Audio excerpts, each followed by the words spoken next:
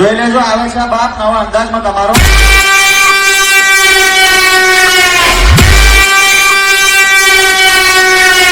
સમયની અંદર ધમાકો થશે અને 2027 મહેફિલના સલાહ સિરીઝ જયારે પાછો આવશે ને ત્યારે ધમાકો બહુ મોટો થશે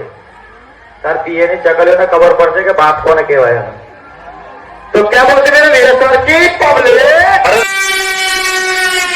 तो क्या बोलती मेरे वीरेसर की पब्लिक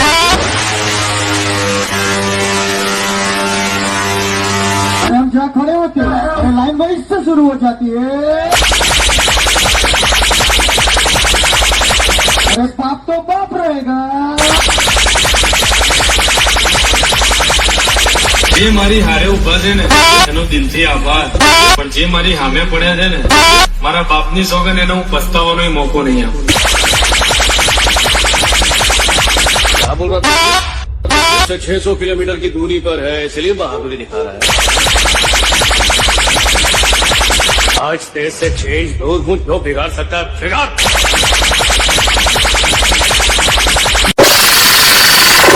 आजा आजा आजा आजा आजा आजा पवन शर्मा के बच्चे आजा